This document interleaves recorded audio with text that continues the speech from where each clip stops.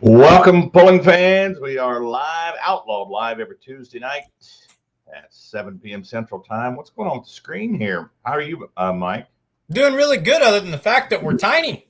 Yeah, what's We're going on? we're shrunk down and over to the left-hand side here.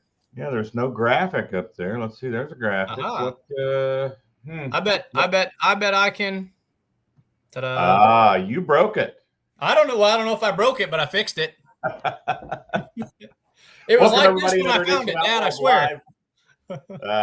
Mike, you've been busy lately. Every time I turn around, I see you on social media. What's going on? Well, it's just a reflection of, the sport as a whole and how things are trending and, working with the Let's Grow Pulling crew. I mean, that's the big thing, the big mission. But, we've got Pullers Championship just a couple of weeks away. Things are just moving and grooving. People are loving pulling, and we're excited to be a part of that growth. You know what? I see you have it up there, 31 days, man. I've got it on my calendar. I'm counting them down. We are a month away. 1 month, right on the button. I didn't trust my math when I saw that, so I had to double count, but right at a month. It feels, Ron, it feels like the green flag is going to drop tomorrow, and it feels like it's a lifetime away all in the same breath. We're kind of in that phase of hurry up and wait, and, it's going to be here one way or another. Yeah, a lot of things dropping this week. Tonight we have Brad Boelens on from the Henry County Fair in Cambridge, Illinois, crossing the Mississippi this year a couple of times to go pulling. That's going to be a big weekend.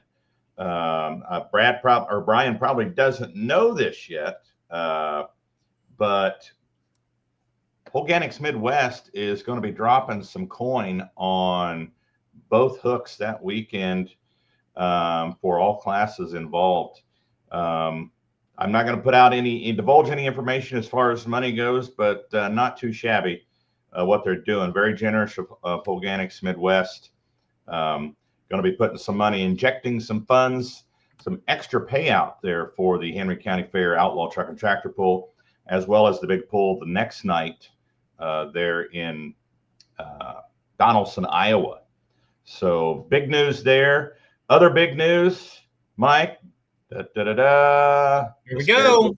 Out. We can take that word tentative off. This is it, right, Ron? The T word is gone. This is what it's going to be. Mike, move to your left a little bit. Act like you're looking around the corner there. I want to see if I can see you. Whoop, or the other way. Maybe there you go. Can you see a schedule for? Here I am. Hey, look, it's over here. That schedule's so big it blocks us out. Look at all those hooks, man. That's incredible. I'm not even going to read them all off. I'll hit some of the new ones there. Cambridge, Illinois, Donaldson, Iowa. Let's see. As far as new ones go, Freeport, Illinois. McLouth, Kansas is on there. It's a new one. White-Right, let's just say White-Right is a new pull this year because it's, it did kind of switch. It went to, briefly went to another location there and then came right back to White-Right. And man, it's going to be a huge deal there. So, but look at all those pulls there. It's what I like to see in this too, we're heading back over into Kansas, which is going to be, or we're going more deeply into Kansas. I think when they went to Kansas one time last year, we're crossing the river. We're going back into Illinois. We're hitting South Dakota multiple times. That's a hotbed outlaw, a lot of strong outlaw pulling in South Dakota. So it's nice to go up there. Yep. Another one, Mike. Thanks more than one, they're here on Ron. I'll put it this way. So last year, like, I know when I was building my calendar, like anytime we doubled up on dates, of course, you would go one direction, I would go the other. And I think there were like maybe 7, places where we were separate last year. And I think I was on the microphone maybe a total of like 10 or 11 times. I was looking at my schedule the other day, and I've got 21 spots where I'm going to be up in the crow's nest this year. There's so many places. Me and you aren't going to see each other a lot. As much fun as it is, and as much as we like announcing together, 9 times out of 10, we're going to be splitting the band up because that's just the schedule we've built this year. A lot of doubled up dates. You can see that July 18th, we're in 2 places. July 19th, we're in 3 places. Mm-hmm. You know, if you like pulling, you need to be an Outlaw fan right now. Yeah, thanks for mentioning South Dakota there. The great South Dakota State Fair is back on the schedule. First time since 2020, COVID year. Everybody remembers COVID year, but we didn't actually pull at the fair that year because it was rained out. So the last time we actually pulled at South Dakota State Fair was 2019. So it's been a while since we've been there. It's going to be great to be back there at the South Dakota State Fair. Some more news I want to drop here. If you're a fan, this will be posted on social media pages. Of course, you don't see the classes here. I don't think we could have fit any more information on this page than what's already on there. But if you go to outlawpulling.com, and we will post a schedule on social media as well, it has the complete breakdown, a spreadsheet of what classes are pulling where. And it's also color coded. There are some regional classes. You'll also see some spots that are color coded for NSP Heartland. NSP has joined the Outlaws this year. Now it's NSP or NSPA Heartland. So they're offering more classes, pulling more out in Colorado and Wyoming, as well as Nebraska, Iowa, and Kansas. That's a group that I'm envious. I would like to almost break from our national points and go there, just because, if nothing else, the portion of the country that a person would be on tour with while doing that circuit, you know, that the pulling, I'm sure, is going to be excellent in and of itself. But, you know, when you're pulling in northern Colorado and Wyoming, I mean, that's some backdrop cowboy country. That would be worth going and spending a week or two just to see some of those venues out there. Excited that they're going to be doing what they're doing. Just the drive out there, Mike, is pretty interesting. You know, have your camera ready because, it's pretty cool. So we will be posting that schedule as well, and I'll post it up here tonight. But I wanted to post this one more thing here that dropped, is finalized today, and that is, boom, Holganix Midwest Summer Sweep. There it is, folks. $80,000 between 10 classes. The payout went up. That's $3,250 to win. In the sweep alone, this is not points. This is the Holganix Midwest Summer Sweep. As you can see there, we have the different locations and the classes. Every class hooks 10 times. There's one class in here in particular, only hooks 11 times with us all summer. That's the 540 Light Pro class. The winner of that class in the sweep very well could be the winner of the points. That's going to be a pretty lucrative payout for that 540 Light Pro class, or any other class that were to do the sweep and could possibly win both. If you could win both of them, be a nice payout there at the banquet in November. I've already had one group in that 540 class, one team that's reached out to me and said, hey, we heard about this Holganix stuff. You know, we're going to have to look pretty seriously into that. So this is definitely catching some attention. Yeah. And if you're right, 10 out of 11, the odds are in your favor that you're going to grab both of them, you know, and that's a class we want to see growing. That's a class that's got all the potential to be a heavy hitter. Yeah. So yeah, this is the Outlaw schedule is a buffet. And here's like your dessert with your cherry on top with this Holganix Midwest Summer Sweep. This is a lot of fun to pay attention to as the year goes along. Yeah, this is really cool. Really cool. Just to read off the different places where you're going to see the Summer Sweep pullers pulling. Ravenna, Nebraska, kicking off a lot of classes there, kicking that sweep off there that first weekend in June out there in Ravenna at the Anavar Festival. June 21st, Donaldson, Iowa. July 10th in Ottawa, Iowa. Rock Valley, of course, has a big portion of classes there. Lee, Nebraska, hosting the 540 Light Pro class there in the sweep. Warrensburg, Missouri, with looks like 6 classes there. Wayne, Nebraska, with a big grouping of classes. Wayne is one of those pulls that it likes to throw. You know, Kevin Davis, promoter out there, he would throw the kitchen sink at the gamut. So you know that they're going to be hitting heavy. And Wayne, you can see right there taking up 2 or 3 lines on it. So that'll be a big stop for him on the sweep here. Yeah, the limited pro shootout there in Wayne, Nebraska. Yeah, Wayne, pulling for prize money, you're pulling for points, you're pulling for sweep money. and you're pulling for shootout money, which I think it's $3,250 this year there in that shootout. So, yeah, lots of good things happening this summer. Platte City having the 540 Light Pro class there in the sweep. Scribner, Nebraska gets the Super Farm class there in the sweep. Mercer has upped the ante this year. They went from 3 classes to 5 classes this year, moved their date.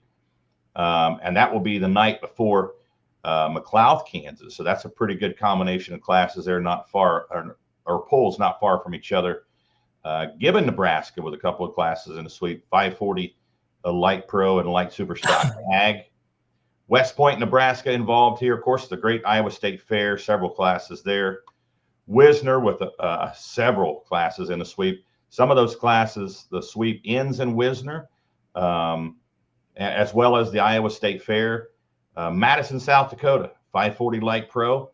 I want to touch on that Iowa Wisner, swim you're going to do really quick, Ron. Sure. What's it like from your perspective? Is your calculator about to catch on fire? Because that's a week where we go Tuesday, Wednesday, Thursday, Friday, Saturday, all pulling back to back 5 days in a row. And like you said, look at all the classes that are hooking not only for points, but the Holganix Midwest Summer Sweep as well. Some of them come to a conclusion. You talk about how quickly things can shake up from Tuesday afternoon at the Iowa State Fair to Saturday night in Wisner. That has potential to get wild in a hurry right there. So what's it like keeping track of all that on the road and in live time? It keeps you busy for sure. Sure. Yeah. You can't drive and run the computer at the same time. So you have to get somewhere, and settle down and get those points figured out. And of course you want to get them posted up. And Kyle has agreed to get those posted on the website this year, not just social media. Big. We will post those on the website. Eventually, not this year. If the sweep continues, we're going to figure out a way to get those on the app eventually. Yeah. Not this year, but possibly next year. We'll see. But we want to keep pullers informed where they are in those points battles with the sweep. Unionville, Missouri, hosting several classes there. Then we've got a couple at Buckner, the 540 Light Pro and the Alki Light Supers. And the 540 Light Pro actually will end in Bedford, Iowa. That'll be the last hook in the sweep for those guys there in mid-September. So pretty awesome stuff here. Holganix Midwest, man, huge deal here. These guys are really doing a lot of things for the outlaw pullers in the Midwest. And we didn't catch up on some comments here, Mike. Wow. Let's dive into them. Robert Miner checking in from Niobrara, Nebraska. Putting on an awesome show. Thanks, Robert. Appreciate it. Lots of super fans out there. Mark Willis. Yep. From Carrollton, Missouri. Big Schluter pulling team fan there. Thanks for watching. Naturally. Mike Hackman I'm not sure what he's saying. Could be looking at the schedule, talking about for you, Mike, right there. I'm not sure what that is, but does Hart sponsor any of the outlaw pulls? Arts is a sponsor. They're the sponsor of the Super Farm class. Yep. Every Super Farm tractor running a Hart's Spec Turbo, box turbo. Marty Samuelson, count down the days to June 6th. Marty, of course, the de facto mayor of Ravenna, Nebraska. Andrew Sprock, looking forward to this season. Yeah, we've got several over there in your neck of the woods, Andrew. So it'd be fun to come over there and pull over on the eastern side of Iowa and even getting into Illinois there. So Ben Beller checking in from Howard, Kansas. Good to see everybody checking in tonight. So, Mike, we've got a couple of guests tonight, and we're going to try to stay on schedule here. I know we got a lot of news dropping, a lot of cool things happening. So we're going to get to, we've got a gentleman from the Henry County Fair. I'm going to throw that graphic up there, their poster. First time we'll be pulling there at the Henry County Fair. Smoking on the Prairie Truck and Tractor Pull, Friday, June the 20th.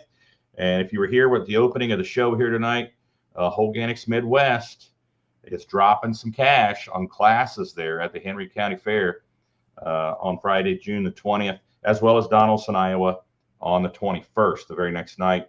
So I'm going to go ahead and run something here. Mike, you made your commercial debut, your vocal commercial debut this week, buddy, for the Henry County Fair. So I'm going to go ahead and play that now. The Outlaw Truck and Tractor Pulling Association thunders into Cambridge, Illinois for Smoking on the Prairie.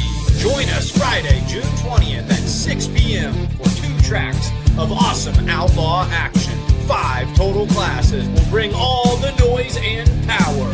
Cambridge, Illinois, Friday, June 20th. Smoking on the Prairie. Awesome. That's the first time I've heard it. I haven't seen it. You know, you'd think they would. They send me all these things. They say write a script and send us a voice recording, and then it just goes public. So how about that? Man, they made you write the script even, huh? Oh, it's like an all-inclusive deal, you know, but it's all good. No, I'm excited. I'm happy to be going back over there into Illinois. Excited to see what that's going to have for the Outlaws. It looks like it's going to be a top-notch pull. Yeah, it's going to be a huge deal with Holganix, throwing some extra money at this thing. I mean, if the payout wasn't high enough, and Outlaws pay out pretty well, but that's going to be a nice payout that night. In addition to the 5 Outlaw classes, they also have the Backroads pullers there out of Illinois. You see they have several classes going there, some farm classes going as well. 2 tracks there. So without further ado, let's bring on a gentleman from the Henry County Fair, Brian Boelens. Brian, am I pronouncing your last name right? That's right. It's Boelens. All right, man. Just like the garden tractor, Boelens, right? Pretty close. Yeah, just one extra E. Any relation? You get any royalties from? I don't think so. No, I haven't seen any yet. You might want to check into that. You never know. Right. But, thanks for coming on the show, buddy. Thanks for having me. I just threw some information out there. Not sure if you knew about that or not. No, that was a good intro there, and hadn't seen the video either, so that got me really excited about it. So, what can we expect this year from the Henry County Fair? We've never been there before, so fill us in. Well, I tell you what, we couldn't be more excited to have you guys coming across the river for one, and to come to Henry County. So, we've had a pull for as long as I can remember, growing up as a kid there. So we've got a long history of pulling, and in fact, I think we've got a local Jerry Runo pulled Ace in the Hole. He helped with that pull, get that established a long time ago, and I think he pulled with you guys as well. So, but yeah, we got a great venue. We'll have 2 tracks, like you said. We got a brand new sound system this year, so we're excited to try that out for the pull. That's always a big deal with having a big pull there. So, yeah, we're really excited about it. We're going to have 20 plus food vendors.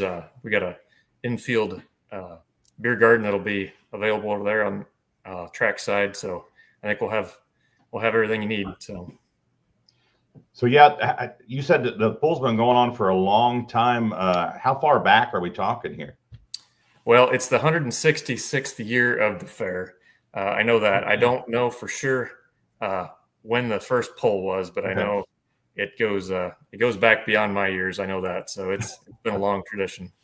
So is this a pretty, obviously it's a well-established fair. I mean, talk to us about kind of the atmosphere and just the scale of size. Is this, one of Illinois' bigger fairs, or, kind of more of a quaint, family-friendly deal? Just what makes your county fair tick? What's the lifeblood of it? Yeah, I wouldn't say that it's one of the larger ones. We're in a small community. We're about 2,200. We are the county seat here at Henry County, but we're also only about 30 miles from the river, right? So, we get a lot of the Quad Cities folks come over there. It's a short drive in from the cities there.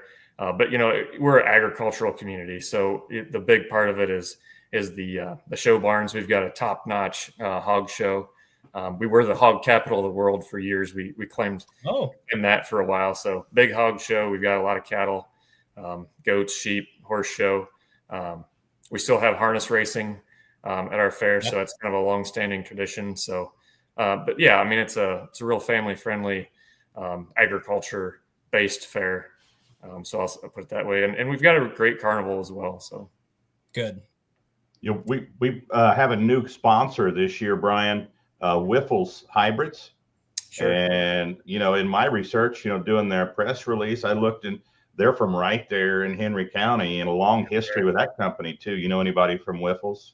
Oh, sure do. Yep, I know the Whiffles well. Yep, great family. So I think we'll probably have some of those folks in attendance over there too, being that it's that close. So very cool deal. So looking at your flyer here, Brian, admission is $15 for grandstand access. That's right.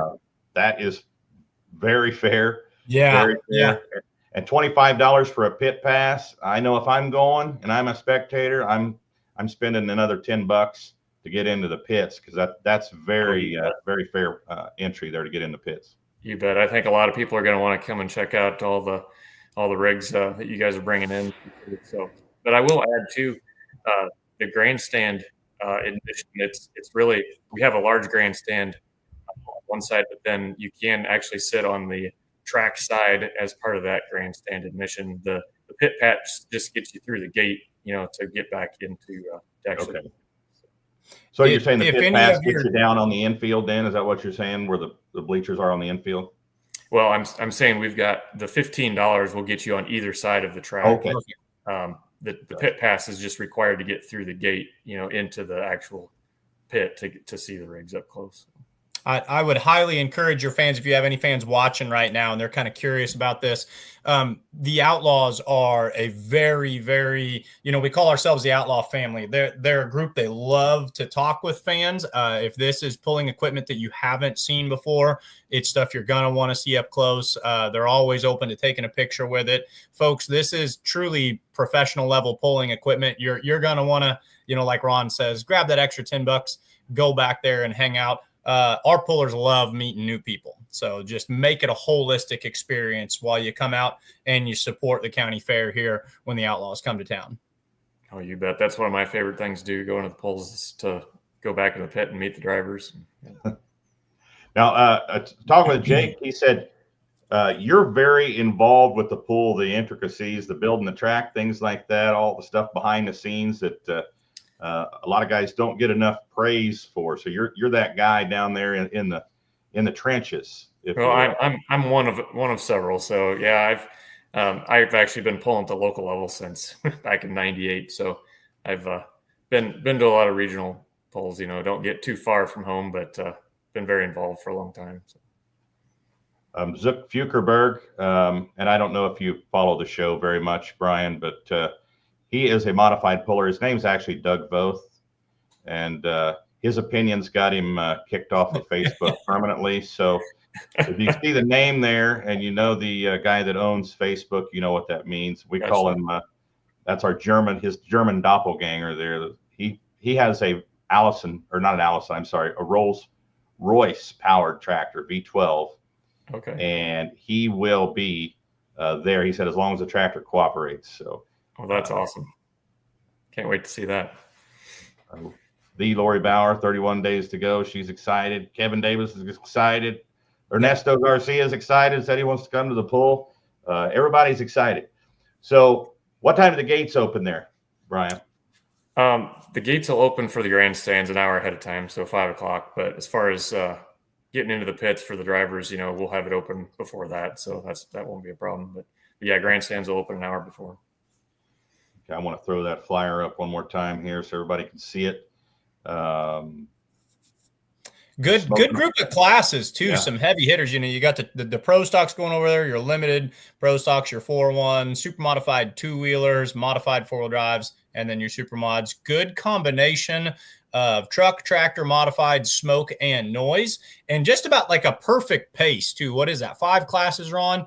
Reasonably expect 55, 65 hooks, maybe a little bit more than that.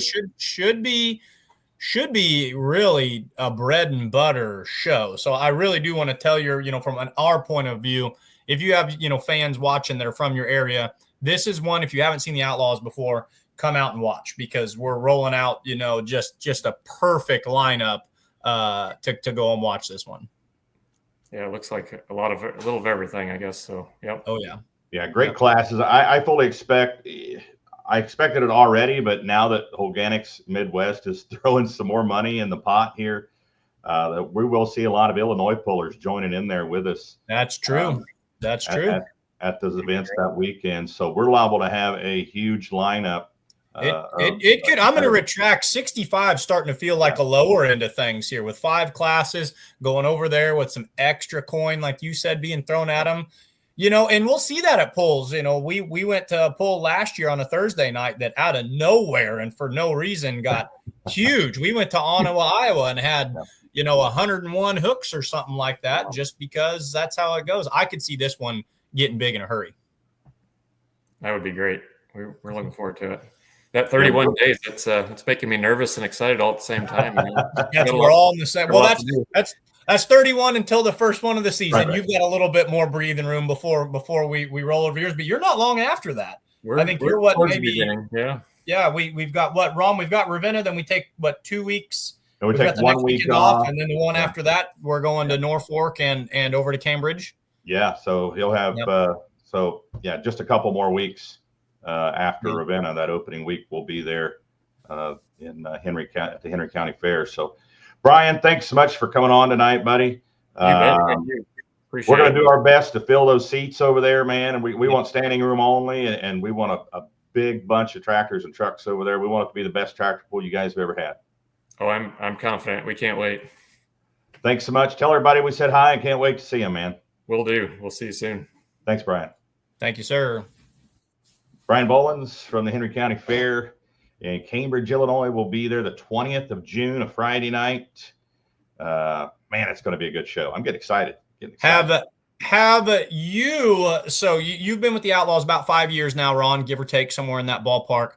Have you been over into Illinois, or have the Outlaws been into Illinois during your tenure with them, or is this going to be kind of an expansion, so to speak? We are getting now. We've been there a long time ago, is what folks have told me, and of course, we've been as far east as Ohio. But what does it mean to you to be getting into more and more new territory? We've had calls from promoters in Illinois for the last 5 years. Wanting us to come pull there. Bring the Outlaws to the land of Lincoln. Yep. And we simply did not have any openings to do so. Sure. In the last 4 or 5 years, we have created some more classes. We've expanded a little bit, made some more classes, given the promoters a little more to choose from. And that allows us to maybe expand a little bit over into Illinois or a little farther out. We try to keep those hooks down as much as we can. And actually, those hook numbers for the competitors, we want to bring those down even a little bit more. We want to keep them under 20. Honestly, we don't want the pullers to get burnt out. We don't want them to tear their machines up and not make the end of the season. So we'd like to keep those numbers under 20. Right now, what we do is they get up over 24, 25. Then we'll create some regional hooks, because not everyone wants to chase those national points. Some of them want to stay closer to home. So we have some regional hooks as well. But as we expand and create more classes, give more options to the promoters. And this also helps with NSPA Heartland Group, where they can offer some classes.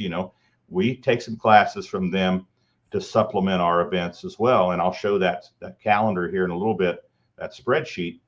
That shows that. So as we bring more classes on board this year, we're bringing on the super stock diesel 4-wheel drive trucks.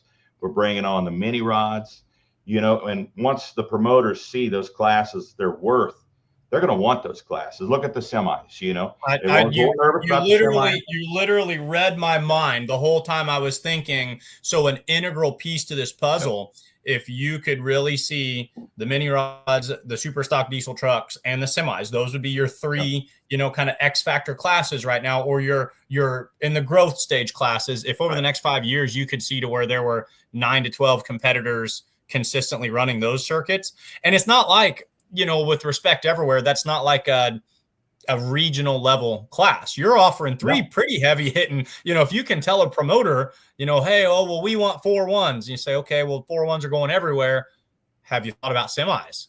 Have you thought about mini rods? And then a promoter says, oh, okay, that's exciting stuff.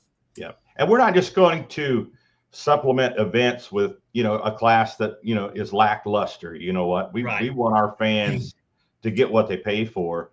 And, these mini rods, I saw these guys, they were pulling with ITPA in Washington last year. They're small blocks, they wowed me. I was surprised how great they ran and the show they put on. I was like, we got to get these guys, the semis, everybody loves the semis, that class is everybody loves the but everybody semis. loves them. That's if you're a first time pulling fan, this is a theory. I want to poll people. If you've never been to a tractor pull before and you watch some diesel tractors and this, that, and the other, and you've got some learning to do. If you see semis at the first pull you've ever attended in your life, I almost guarantee you we've got returning fans, because there's just such a wow factor when they see those 20,000 pound big rigs torquing down, flirting with 400 feet at the big end of the track.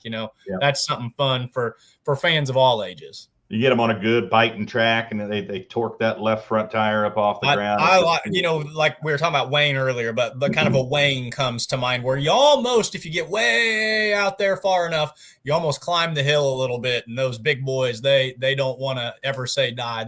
They're fun to watch at that track. Yeah. Marty Samuelson said any no new classes in Ravenna, Marty. Maybe some new faces, some new competitors. So I think it's going to be our best year yet, man. I really do. I'm super excited about this season. Speaking of the semis, they're going to Whitewright, man. They've never been to Whitewright. They're going to Whitewright this year. Those Texas fans are going to love. They're going to love those semis. Everything's bigger in Texas, and that's just a fit with a hand in a glove. Now, when you were down at Lufkin, which is dragging and pulling in the Pines, and they've kind of got a semi show there separate. Didn't they bring in some of their local ones, or did they maybe do some exhibition hooks at that pull after our show was concluded? That's been their what they've done since the very first event there. Basically, that event started, Mike, as a diesel drag event. It's at a drag strip there in Lufkin, Texas, and they would do the loaded. They load 80,000 pounds of logs on trailers, and they do bobtails and they race all kind of stuff, but the semis were what everybody came to see. Well, slowly that has transitioned. The fans' focus has transitioned to the Outlaw truck and tractor pull over at the pulling track, and they pulled their spectators there, and the majority of them say they come to see the tractor pull. So they have put more focus on the pull, and the guys that drag race, a lot of them, they'll come over after the Outlaw show on Saturday night, and they'll come over and pull. They have some classes for them from mild to wild, and the fans love it. They love it down there. That's a super cool event too. Yeah. But yeah, the semis are a big draw anywhere you go.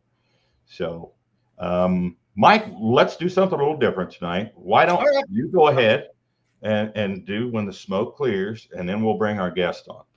I like that. So we'll read it to him, and then he can react, and he can say, all right, that's not what I see. We give him a chance to defend himself, when I'm reading it. Right. Do you want to play his video, or do you want to let him see the video after he's on? He's watching right now. He's backstage in makeup. We'll throw that video up. When the smoke clears, you'll be looking at an Outlaw. The Outlaw you'll be looking at this week, Kasen Petsch.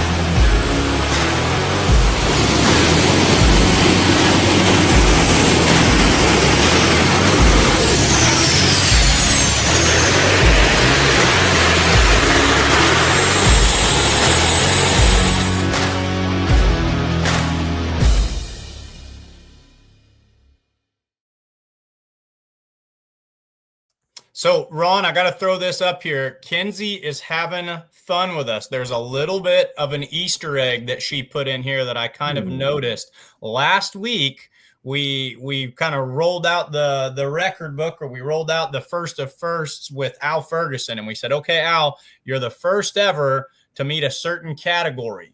Well, that is now no longer the case. Did you notice the Easter egg that Kenzie included here?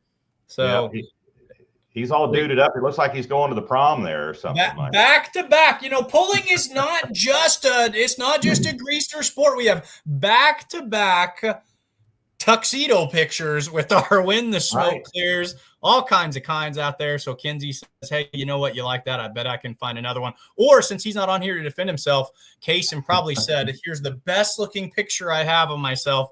Please put me on the internet in my pink tie in front of everybody. Let's check out his biography really quick. Kasen Petsch, third generation puller, and comes out of the great state of Nebraska. Pull up his bio right here. Name of the vehicle is Thermal Thunder. It's a 7400 modified twin T55 turbine-powered machine.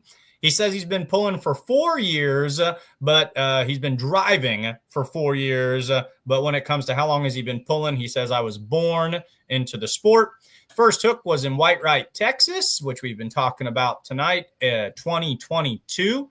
Says most memorable hook was his first ever pass, first time in the tractor, 2022 in Whitewright, Texas. Wildest ride came from later on that same year, his rookie season into pulling, Saturday night of Rock Valley in 2022. We'll be sure to ask him about that momentarily.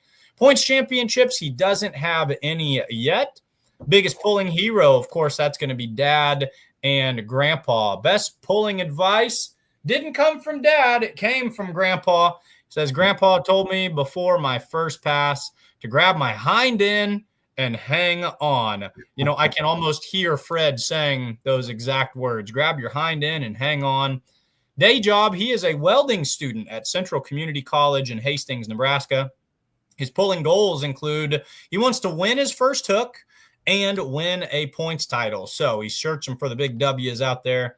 Says the best part about being an outlaw, he says, even your competitors are willing to help you out. His message to the fans, keep showing up and supporting the fans, especially in Whitewright, made my first hook memorable. And where can you follow him? He's a young kid. He's a young gun, so he likes the Instagram. You can get out there, follow him, Kasen Petsch, on Instagram, where you can see all of his pulling media. When the smoke clears, you'll be looking at an outlaw. This week, it's a young gun, Kasen Petsch, third generation tractor puller. And without further ado, let's bring him on, Mike. Kasen, what's going on tonight, buddy? Not a lot, but I was a little nervous when you said that you were going to probably make some stuff up on my bio there, Mike. We'll just see if I read it correctly. Was it all true to form, or was there anything that I misrepresented? No, that was all true. Spot on. Tell us about Rock Valley. Wildest ride you ever took was in your debut season, 2022. What happened up there? Well, it's just one of those tracks that everyone was bouncing, and us being underpowered at the time, it just kind of made it that much worse. And I remember kind of coming out of the hole, and it kind of started hopping, and it just progressively got worse. And it was my first time ever experiencing that. And in the back of my mind, that there was a brand new transmission there, and I'm like, I'm going to back out before that lets go again. So that you said underpowered at that time. Was this with the single T55? Yep, that was with the single. Okay, and now you've doubled your power, effectively. What's that like? What was that like sitting on it before to sitting on it now? Well, my first pass on the twin was in Gibbon, and I wasn't really ready for it. I drove it out of the hole. By the time I pushed the throttle all the way down, it kind of sucked me back into the seat, and I wasn't ready for it. The single never did that to me. So, and one thing I've told your dad and your granddad, Fred Petsch, I was impressed with your driving right off the bat that you just took to it really quickly, man. I mean, I just saw that initially. I was like, this kid's got what it takes. I think you got some wins coming, man. I think they're coming. No, I hope so. So the tractor just has to quit braking. Tell Grandpa and Dad they need to fix you better. Broke the brakes off the thing in Colorado, in Windsor, Colorado, a couple years back. Oh, I ain't so sure I had first place in sight that night, and the brake broke on me and went OB. Yeah, we were pretty assured of that too. I was announcing with Jason Schultz, and we both were like, that was a winning run right there. You were moving. You were rolling on out. I want to throw a picture up here, Kasen. You mentioned in your bio that pulling's been in your blood and you've always been a puller. I mean, you recognize that guy there? Yeah, I do. Were you pulling then? Well, I thought I was. I bet he was sitting in the seat making motor noises. It looks like he's making motor noises right there. It looks like he's making some turbine noises there. So at that time, Kasen, did you ever think you'd be driving that tractor? Well, yeah, but what wasn't that exact tractor? But you hoped one day maybe. One day I was determined to drive. I was talking to your dad a couple of weeks ago, and he kind of alluded to, because I said, hey, what's it mean to you to watch your son being out there pulling? I said, you've pulled under the, the regime of your dad. And now your boy's pulling, under your guidance and everything. And Ron, if you throw that picture back up there, we notice it's not only Kasen and Kyle that are ready to rock and roll. Yeah. Kasen, your dad kind of alluded to the fact, is there a chance maybe we see another Petsch getting behind the wheel a little bit this summer? Yeah, but I better be in school and can't go to that pull. I want the seat for right now.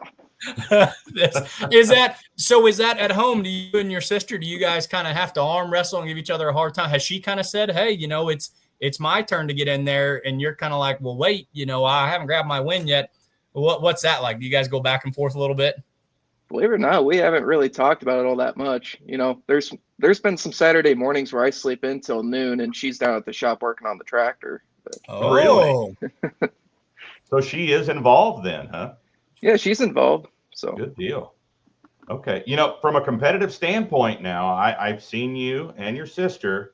You could probably throw another weight on the front, man, if she were to drive, just saying. Good point. A little more movable weight, Yeah. Here's what I'm thinking. There's only really one way that you guys are gonna solve this. You're gonna have to go out there and talk to Grandpa Fred and talk to Dad and say, hey, there's two of us and only one tractor. The math is pretty simple here, guys. We need a Thermal Thunder 3 or something like that. We need a couple more of these floating around. I've got it figured out already, Mike. Go ahead, Kase. Go ahead. I've got it figured out. Okay. I feel like I'm kind of lucky to have the twin setup we have now. I don't think we're going to get a second tractor. Well, Ron, what's the solution? Those T53s are really affordable nowadays, Kasen. And, a mini rod with a T53, and it fit right there in the trailer. I thought about that. I think I even told my dad and grandpa once, if we left the side-by-side at home, a mini rod will fit in the back of the trailer. That's right. You just put a scooter in there. You don't need no side-by-side. Everybody always says if your spare motor is traveling with you anyway, you might as well try to grab a couple points with it. That's what all those other guys do. That's just a mobile motor stand is all that is. Grab yourself a T53 backup and go earn some cash with it. You two are the only two backing me up on this idea. Everyone else at home says no. Wait, your dad's calling me right now. No, he's texting me. He's like, shut up. That's probably don't add them on. It's an interesting concept, though. Mini rods, there have only been a few in the course of history that have ran with a turbine setup. Kasen, from an honest point, do you feel that that's something that would be a viable option in a mini rod class at some point? I've seen some videos, not a whole lot, so I don't know how well it'd compete, but it'd definitely be different. Sure. It's very viable in our mini rod class scenario because it is a limited mini rod, if you will, supercharged small blocks for the most part, about 1,400 horsepower. I think the L11s are just a little bit under that. So I think it would work really good in that mini rod class. So I think there's a couple other families out there that are talking about it already, doing the turbine on a mini rod. So it would break the internet for the better part of a month. I mean, just you want to talk about from a social media content standpoint, watching the flames belch out of a mini rod, the world would eat that up. Would you ever drive anything? We'll stay in the mod division. You know how the Omers are completely loyal to the Chevrolet setup. Kasen, would there ever be a time 10, 20 years from now where you would move away from the turbines, or would that just get you kicked out of the family tree? Might get me kicked out of the family tree, but unless it's a Farmall, though, right? Yeah, maybe. Put Farmall sheet metal on it. The tractor's yellow. We could throw some Minneapolis Moline hoods over the center. Do something like that. So I on your social media, you were working on a farm all here a while back. Is it farm all or mini mow that you guys are into? Nope. My grandpa's been collecting Minneapolis Molines. The picture I posted on Facebook earlier today was when I brought my great grandpa's Farmall Super C back from the paint shop. So very cool. I always give your granddad a hard time because he gives me brand whiplash. He's got his big belt buckle. He's got his Minneapolis Moline belt buckle. I think he's usually got a Farmall or a red hat on. And then didn't he spend the better part of his career working with or for John Deere? Yep. So I said, Fred, you're sending me in a lot of different directions here. So where do his loyalties lie? I don't know. Our shop's multicolor as well. So we got some green, yellow, red. We got it all. Fair enough. Very cool. So where do you see yourself going in this sport? I mean, do you want to stick to this class? I mean, you're the future of the sport, man. We need you guys to further the sport of truck and tractor pulling. Are you in this for the long haul? Oh yeah, I'm in this for the long haul. So I'll be driving till one day they just have to tell me, no, you can't drive anymore. So they'll have to pull me out of the seat. Is the driver's seat where you're happiest? And the reason I ask is because you've served in some leadership roles with the Young Guns program. Obviously your dad took on a very big role as COO this year. So, you kind of come from a background that lends itself not only to driving, but also to kind of the organization or the production side of things. Do you see yourself wanting to take on a bigger role in that as you get older, or holding on to that throttle and the steering wheel? That's where you're happiest. I really enjoy it in the seat and talking to the fans. So I think in the seat's where I want to stay. Never know, that could change, but as of right now, that's where I want to stay. Perfect. Very cool. Very cool. Your grandpa, is he there right now? No, he's not. I am in my dorm room. Oh, you're in your dorm room. Okay, you're in college. How much more school you have left this year? We're done Thursday, but I finished up my last class yesterday morning. So just in the process of moving out right now. So we can count on seeing you at the first hook there in Ravenna in a month? Yep, I'll be there. Good deal. When you go to a welding school, when you go to college and you pull out your phone and you show all your friends you've made this year pictures of what it is that you drive and what it is that you do, what were some of the initial reactions of some of your buddies up there at college when you showed them some passes on the Thermal Thunder? Well, let's see. My one buddy that I hang out with a lot, he's my roommate too. He didn't believe me till I started showing him pictures and videos, and then he finally believed me when I showed him the tractor in person. Yeah. Come to find out, one of my classmates in my welding class is Frank Bohaboy's grandson. So, okay. That could be some trouble there. Mark Ham checking in, saying good evening. You're an A-Holt. Remember a mini rod named Tequila Sunrise used to run a turbine? Yeah, there were a few out there back in the day, back in the 70s. Marty Samuels says, didn't Fred teach at Milford? Was Fred? Yes, he did. Yep. Southeast Community College in Milford. He taught there. So. And then Dick Blancaspor, who we got the honor of meeting there a few weeks ago, Mike and I up there in Rock Valley, says he remembers Fred pulling a D21. Does he have some cool pictures from back in the day?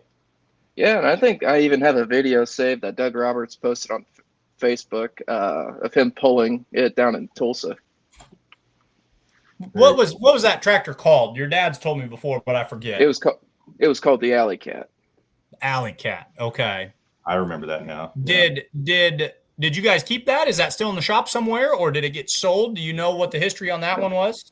It got sold. I don't know who bought it, but that's all I know is it got sold. So. All right. Very cool. Very interesting. Cool. Well, I mean, you come from a great family there, Kasen. Your dad, great guy. Your grandfather is a wealth of information. I know last year at Ravenna, Mike and I went into the trailer and he explained, without taking the tractor apart, he pretty much explained every aspect of a turbine to us. And we really needed a tape recorder, I think, Mike, to catch all that information. Have you ever, if you're anything like me, and Kasen, you're in college right now, and so Ron, have you ever been sitting in class and the professor, he's up there and he's like giving you, the whole lesson, and that you're not understanding. You're just sitting there and you're just pretending to take notes, because that's a little bit where I was as Fred was, he would explain, well, of course, this is, yep. And I just had to say, all right. Cause it this side and that side and this pressure. Yep. What I really got was that the clutch is a brake in backwards terms. Kasen, am I close in explaining that right? There's a brake that disengages somehow, right? It just holds, doesn't disengage. It holds so we can shift it. But you don't want to push it when your RPMs are up, right? Yeah, we'll fry the brake right out of it. And then you're covered in, disintegrated brake dust the next day, changing them out. But there is no clutch, right? Is that correct? Nope. It's an opposite concept than like a clutch engaging. The brake lets go, and then everything moves freely. Yep. Yeah. So that was, I got stuck there for a long time, and then the lesson moved on to the turbines, and I was still wrapping my mind around that. So now the motors, he told us, Ron, and Kasen, I'm sure too, and Ron, I hear you call it when you announce, the motors themselves are historic. You guys can tell us about those a little bit. Yeah. So the one motor, when we ran the single all the time, that one was in Miss Budweiser. So that was the history on that motor. The motor that we ended up buying for this twin setup, the logbooks for it were misplaced, and the FAA says that motor cannot go back in the air since they misplaced the logbooks for it. So they got the blue light special, referring to some old the Kmart days on that motor, which still wasn't exactly cheap, but not as high as it would have been if it would have had all the flight records for it. So the flight records had disappeared on that motor. So that's interesting. Hypothetically, the other motor could go back up in the air sometime, is what you're saying. But the other one, I mean, this is real technical stuff here. The other one, the records have been lost, so it's kind of reached its final destination, or from here on out, it's permanently grounded. Yep. That's neat to think about. There's other associations your dad was telling me as well, where the turbines, they're harder and harder to get to. They won't issue new licensing numbers on them and whatnot, and if you have one, you have to acquire that number from someone else. So it's great, I think, that the Outlaws especially are going to the twin setup, because this is a part of pulling that fans still need to see. We're going to a world where you see a lot of automotive V8s, but for a long time the turbines dominated the modified division and all the divisions. So really cool that you guys are sticking with that, and not just for the novelty. You're going to win some pulls with it. We saw a turbine pick up a win last year in Ravenna, just happened to be for the other team. Yeah. I watched him leave the line, and I knew he was going to have a monster pass when he left the line that night. So, yeah, anybody you want to thank, buddy, that we're going to give you the floor here. Any family, friends, sponsors, or such that you can thank? Well, big thanks to all the sponsors of the Outlaws. They're the reason that we can go out and do this. I want to thank the fans. They show up, they support us, and again, in my bio, they made my first pass memorable. Want to thank definitely my grandparents, my grandpa and grandma, for spending the money to build this twin for me to go out and compete. So want to thank them, and I want to thank my dad for he's going to be letting me do all the driving this next summer, or at least the ones I can make it to, and then he'll take it back when I go back to college. So awesome, man. We wish you the best of luck this year. You've got some good years coming. Like I said, I've watched you pull. I know you've got the ability. You've got a gift for it.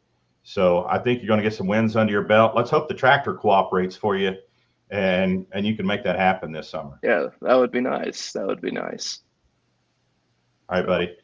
Kasen, tell everybody we said hi, and we'll see you in a month, buddy, in Ravenna, Nebraska.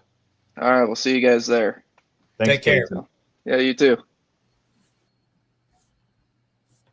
Awesome. Yeah, I seen the first few pulls he made, and he took to it really quick, Mike. I asked him. I was out in Scribner. No, I was out in Gibbon, and I said, because he was driving that night, and are you nervous? How you feeling?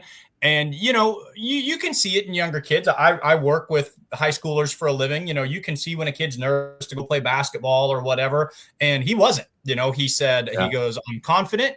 He goes, I'm confident. I'm excited. And he was. He kind of had that buzz and that bounce to where he was ready. But I've also seen drivers or young athletes kind of get that ghost pale look, and he didn't have that. He kind of just rolled his shoulders and he was like, nah. Let's cool go do hand this. Luke out there. Okay, this is good. Cool hand Luke.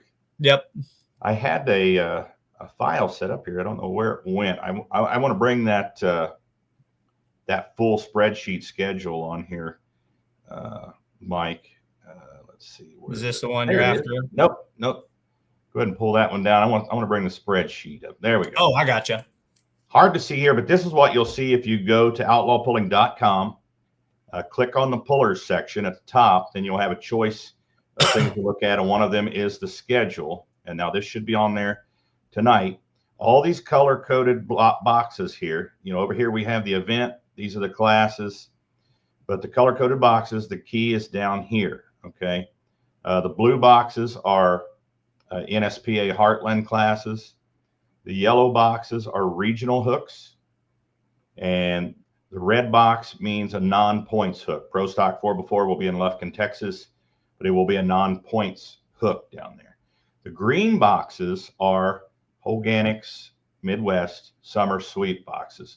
There'll be 10 for each class, but the pullers, fans alike, will be able to see exactly where their favorite teams are pulling by looking at those Holganix boxes there. So very easy to read and figure out here. Many different ways to look at the schedule here as well. Let's see. Now, NSPA, one thing I do want to touch on really quickly, NSPA does have their full own independent schedule. So when you see blue, on the national schedule, that's not to say, well, those three blue boxes are the only time that we would get to watch, that association. That's just where it's going to be a national level hook along with your NSPA guys. They're going to join us for a class or two. So that would be how you would interpret that, correct, Ron? And I'll grab that schedule and for next week, Mike, so people could see that NSPA schedule on next Tuesday night's show. But for the fans out there, this will be what you'll see on social media out there. If you want to see class schedules of those events, like I said, go to the website, and we'll also post that on social media as well. But very exciting summer coming up here for us with the Outlaw. Ron, here's the question I want to ask you. When you throw that schedule up there, you're a seasoned veteran. You're the big dog in the Outlaws. When you see a schedule release like this, an official schedule, what kind of jumps out to you? Is there anything that you look at personally and say, oh, well, that was a pull that I announced for the first time with the Outlaws, or that's one that has a big memory to me? Is there anything that when the schedule comes out, you kind of highlight for your own personal excitement, or anything that jumps off the page is intriguing to you? I mean, just the number, of events here, and, we have a lot of promoters reach out to us, throughout the off season, and we just simply can't do them all. We some of these weekends we have 3 going, in one night, and, that's almost too much, honestly. There's only so many sleds out there and so many tech officials. So, you don't want to spread yourself too thin, but, going back to, introducing new classes and things like that, where we can cross the Mississippi, where we can go farther west, when you bring on an NSPA Heartland group to partner with us. And of course, great partnerships with great sponsors like Holganix Midwest, Kase Petsch, Titan, and Schaefer's.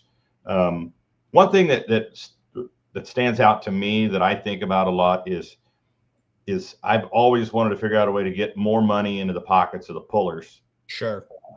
Because these guys spend a lot of time going up and down the road, spending their own money, keeping these machines on the track. So when we can give give more back to them in the form of points championships, in the form of purse money, in the form of sweeps with Holganix Midwest. That makes me happy. But I say we at the Outlaws will never stop trying to find ways to get more money into the pockets of the pullers. They are our superstars. They're the ones out there that are showcasing their abilities and their machines. And that's what the fans come to see. They don't come to see Ron Stone or Mike Idle. They come to see Wayne Longnecker, and Don Nelson and Cody Yarrick and Kasen Petsch, people like that. Those are the stars of our sport here. So yeah, that's what sticks out to me. Well said. Well said. That's kind of like a pep talk. I kind of feel like the coach just got me, no, but you're spot on. Very well said. I could not agree more. It's neat to see. I love the expansion. I love to see the variety going into Illinois, going into Kansas twice, going into South Dakota twice. It's neat to just watch that organic development of the schedule, which is a reflection of the sport as a whole. Yeah, I want to go back. I saw a question here from a puller. Alan Andrews watching tonight. Thanks for watching, Alan, up there in South Dakota. On the Holganix sweep, the events that have 2 hooks each pull count, or the total of 2 hooks. I think what he's talking about there are your Ravennas, your Rock Valleys, your Wisners that have 2 hooks in a weekend. So on those events, your Rock Valleys, your Wisners, your Ravennas, we will take the average of the weekend of those 2 hooks. So if you win, you get your 28 points. You get a second on night number 2. That's 28, 26. Total them together, divide by 2. You got 27 for the weekend. So you're not just trying to win, but you're trying to be consistent and have a total good weekend. We want to set it apart a little bit from the standard point system. That's our way of doing that. Chances are that, there's not going to be a whole lot of difference in the 2, but there could be just a little bit. So it's possible, talking about that 540 class where they have 11 total hooks, 10 in the sweep, it's possible there could be a different winner of the points than there is of the sweep. So chances of that are, I think, slim if everyone hits all 11 hooks in that class, but it still could happen. Yeah, I always kind of think of it in my mind. You walk away not based on sessions, but just based on location. So even though Rock Valley, you would have, it's 2 sessions, that's just 1 Rock Valley, and you get 1 set of points for it, or 1 point value, and that's just an average. And that's not, inconsistent. It's the same way essentially that you'd figure the Rock or that you'd figure the Thunderbolt. So it's an average, just applied to make it, 2 equals 1 at the big ones. Yeah, I'm going to try to, let's see, if I can pull that file up. I don't have it in here. I didn't have it ready, but if I could pull that up, Mike, I have the rules for the sweep here. Let's see, let me go to documents. Man, I am just computer savvy here lately, Mike. I've got to figure it out. That's why you had to call me on the side of the road going up to Rock Valley and say, "Hey, my computer died."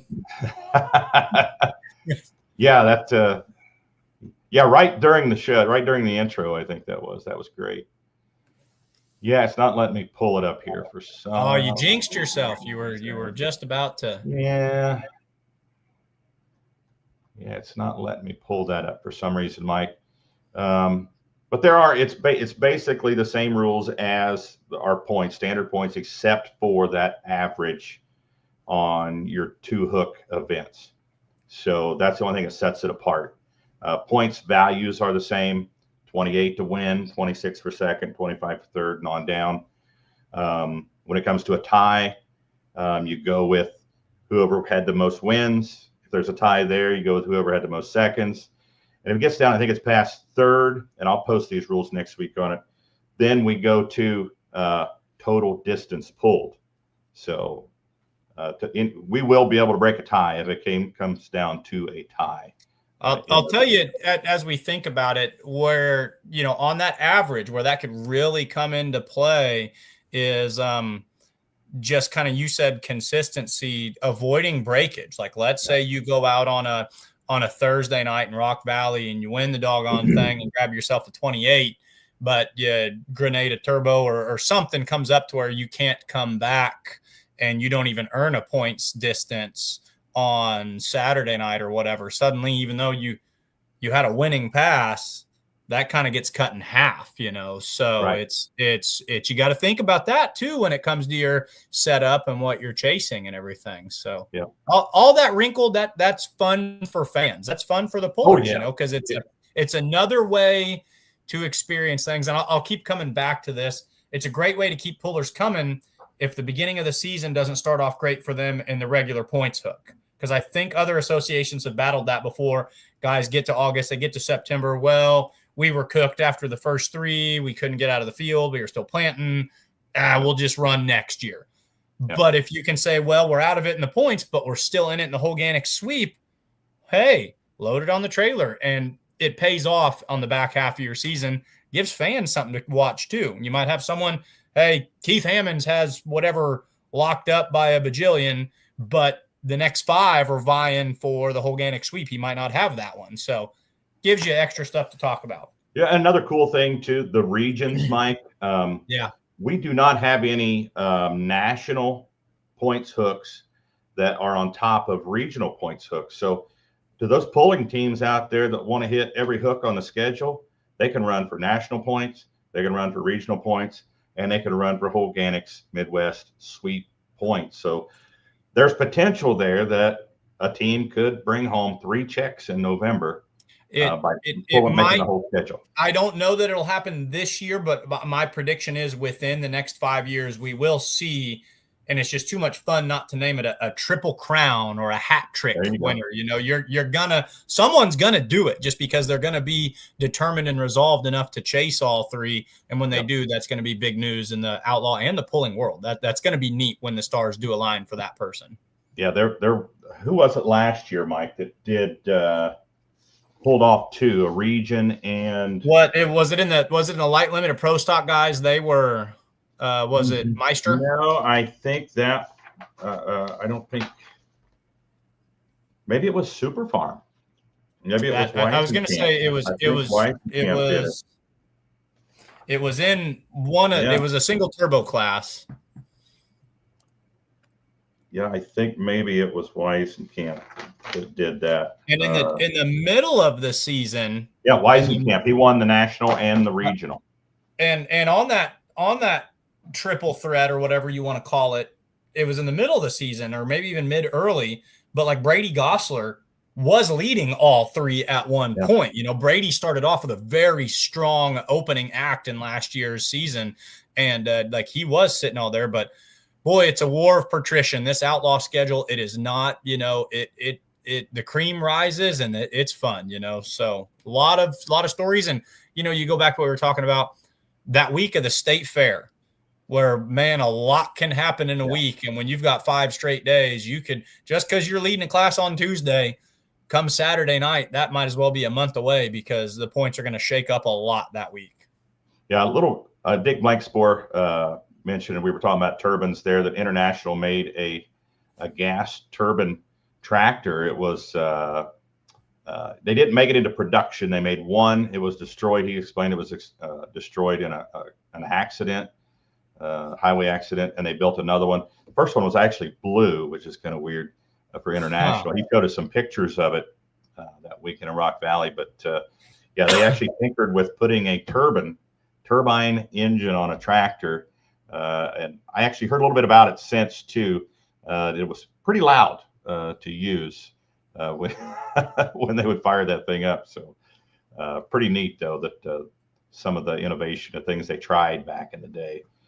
But let's look at that schedule one more time here, Mike. I know it's hard to see on the screen here, but one little wrinkle here in Wisner. There will be 7 classes on Thursday, 8 on Friday, 9 on Saturday. We separated the 2-wheel drives from the mods on Friday. The 2-wheel drives will hook on Thursday in Wisner. The hook on Wednesday at Iowa State Fair, Tuesday at Iowa State Fair, Thursday at Wisner and Saturday at Wisner. It'll kind of give those teams that have mods and two-wheelers a little break on Friday night there, but that Thursday night crowd will have one of those premier classes to watch on Thursday night. So as we ramp up to those the final session on Saturday. So, but look at all those green hooks, the classes in the sweep there. Mike, Pro Stock, 4x4, a light Super Stock Ag, Super Farm, a light Limited Pro, Limited Pro Stock, 540, Light Pro, Pro Stock tractors, two-wheel drives, modifieds, all in the sweep there. $80,000 they're giving away. Not too shabby. Big thanks to Holganix Midwest. You've got a really interesting one in there with the final three with the light pro stocks where they go Unionville, Buckner, and Bedford. I'm kind of looking at like your only grouping. That's our only group where we go three in a row. So you go back to back to back to end the entire season. Yeah. And then all the chips out on the table after three consecutive Holganix hooks that also double as points hooks. That'll be fun to keep an eye on those 2 weekends in that class. So very cool. Schedule is out. The sweep schedule is out. We are 1 month away and couldn't be more excited, man. Couldn't be more excited. The two-wheel drive numbers were coming out, the placings for the lineup for 300 Speedway was coming out tonight. I didn't get to see that. I know we have some Outlaw two-wheel drives involved in that, so I'm going to check that out after the show. Got to get on the show with on Sunday night with Dan Mayer on the four-wheel drive show. A few four-wheel drive pullers representing the Outlaws. Cool to see Nick Christensen in there representing the Outlaws. Jamie Bush in there as well. A lot of good trucks. That's going to be a pretty cool event. The whole thing's going to be neat, and I think that I imagine that we'll kind of find our way up there. You and I representing the Outlaws and kind of cheering on the home team. Really, really cool that they're doing that. Do you like the live draw shows? What's your thoughts on that? Kind of neat to give the fans that information. Give us your hot take on doing that. Yeah, he invited me to come on, and I said sure. And I came on. I went on the show, and they were trying to keep it at about, I think initially at 30 to 45 minutes. And I saw the clock was really ticking there. And I tried not to talk too much, Mike. I tried not to say a whole lot, just kind of comment while Dan was getting in his hot wings bowl. I asked him if he stole that bowl from his wife. And he needs to put a sticker on it. Dan, if you're watching, that's what I want to see, because I saw he used it with Charles on the next show or the previous show, the one that he did the 4-1s with, and he had the same bowl, and it's just kind of hot wings. I get it. Stainless is cool, but get a Holganix sticker or something on there, whatever they're doing. That I think that'd be kind of neat.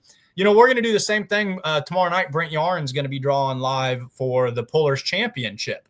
And cool. I might be jumping on and doing a little analysis and color with him on that as well. Neat that we're doing this. It used to be you just went to the track and whoever went down, right, from a fan's perspective was the order. Now you can get online a month and a half ahead of time and say, oh man, here's who's going and here's when they're pulling. There's really not too much information when it comes to an enthusiast standpoint. So cool that this is a new thing that they're doing, releasing these orders and doing the live draws. And keeping the fans engaged is super important. That's one of the ideas of this show. I mean, when you're a fan of a certain sport, which Mike, you're a huge pulling fan. I've always been a huge pulling fan. You simply can't get enough. You want, more. You want more information. You want to ingest more pictures and information about vehicles and pulls and pullers and doing things like this show, the live draws, things like that keeps fans engaged. It whets their appetite for their sport. So social media is here. Let's use it. Let's engage our fans out there. I look for things like between the white lines and countdown to pull time. Now that full pull has an even bigger role with the Outlaws this year, I look for the pre-shows to really gain some traction and do a lot with that. Those are fun as well. You put those up on the big board. It gives fans who gets there early something to look at. You interview a driver ahead of time, fans at home waiting on the live stream. no wrong way to go pulling. Yeah, it's Cole Lundahl out there. He's one of the super fans out there, runs a camera for us sometimes during the summer. And actually, some of his pictures I used in the souvenir program for this season. Him and Corey Schwab down at Pulling, Texas. And, of course, Mark Ham boys there. Great pictures. You got to have some good photographers out there when you got so many pictures. There's so many pullers that pull with us all year. There's a lot of pictures in that program. Cole also, through doing that, is absolutely, you want to talk about a super fan, Cole meets that mold. He is absolutely unstumpable. I've been launching a new thing on the Facebook page where I try to zoom in on a pulling vehicle, or I take just an obscure angle and see if the fans can identify it. Cole Lundahl has not missed a single picture. Every picture that I put on there, he has gotten right. You know who else has a good knack for identifying pulling vehicles? She has also commented on every single one and got every single one of them right. Taryn Beck does not get stumped. You can throw just about anything at her, and she'll be able to identify it pretty quickly too. So Cole and Taryn are undefeated to this point. Yeah, I see those. Most of them I've known, but I don't want to spoil it for everybody out there. Yeah.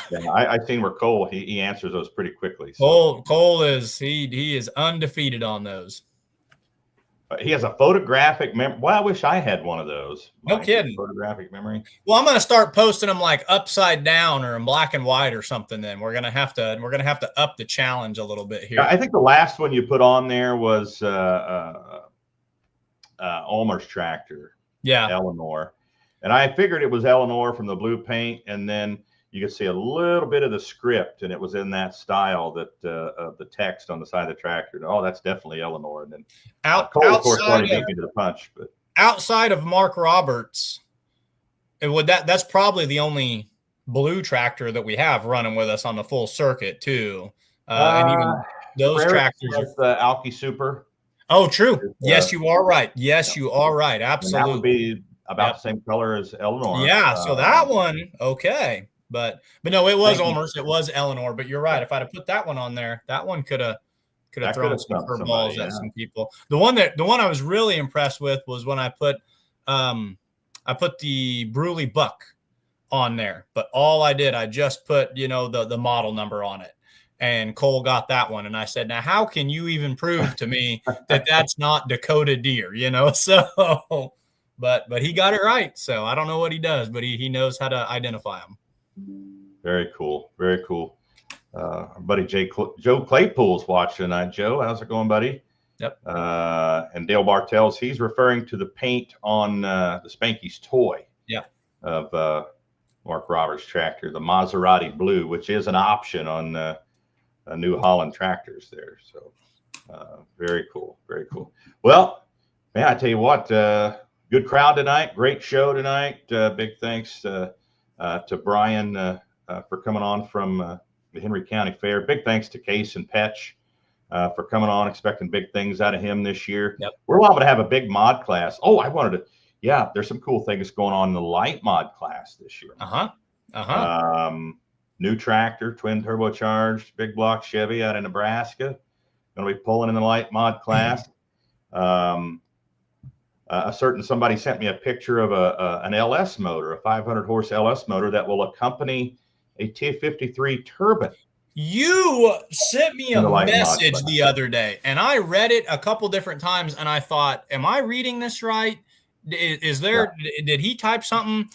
Tell us, without letting any of the cat out of the bag, just say that combination again and let the folks digest this. Yeah, T53 helicopter turbine with an LS Chevy V8 will be pulling the light modified class this year. That class is really progressing. The horsepower numbers are getting up there, and the single T53s are kind of getting left behind where they were competitive at one time in the class. Not so much a T53 alone on water injection, which they are allowed on the singles to run water injection. So, the class is voting to let them have a little more horsepower. So I love it that the class can work together to keep everybody, neck and neck there. And yeah, that's going to be cool. And that just, here we go with that light modified class with the variety. And there you've got a turbine with, it's starting to seem like European pulling here in our light modified class. All the light mod class is neat. Tell it to me again. Is the LS motor, is that going to have twin turbos on it? Or it's a single carbureted. So it's NA. We've got an NA motor with a turbine sitting out front. And is the turbine on water?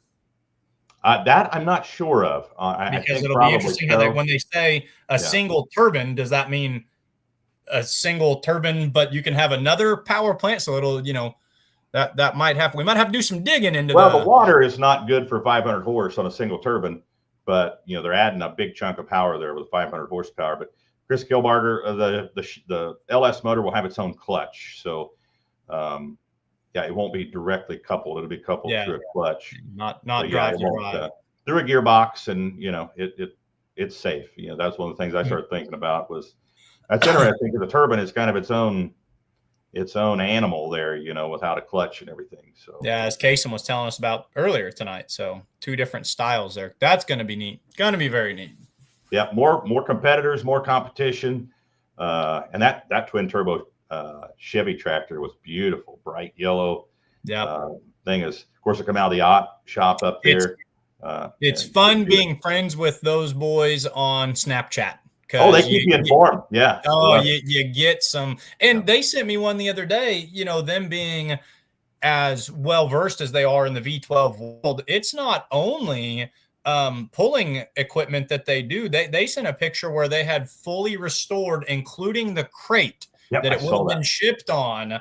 One of these Allison engines that would have went into the, the Mustangs or whatever that they had, that they were going to put on a museum had contacted them, a World War II museum, and said, can you put this, correct? And they did, down to the wooden crate that it would have came in on. So neat stuff when you get pictures out of that shop. Yeah. Appreciate those guys for doing that. They keep us informed out there. I love it. Just when your day was getting boring and they send you a really cool picture, it kind of brightens our day, doesn't it, Mike? Absolutely. And there's a lot of pullers who will do that. Alan Ulmer's really good about that. He is very proud of his new roll cage. I don't think I've ever seen someone more excited to go to a 2-bar roll cage than he is. And I got videos the whole step of the way. Alan Andrews, we talk about him. He's another good one. Him and Chad do a great job on social media, sharing out videos. Like you said it, Ron, it's here. We might as well use it.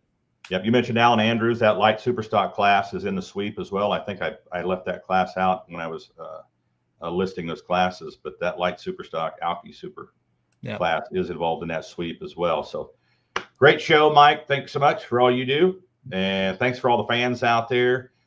We wouldn't be here without your support and your love for the sport. So 1 month away, and we'll have some new guests on next week. I'm trying to get the Rock Valley folks on here. They've got all kind of big news, and I've been inviting them on, and I said, we want to get all this stuff together so we can divulge all that information and put it out there at one time. So hopefully we can get them on next week, and we'll have another puller on for when the smoke clears. Big thanks to you, Mike, and the folks at Beer Money and Kinsey for doing that as well. So thanks everyone for watching, and we will see you next Tuesday night at 7 p.m. Central on Outlawed Live.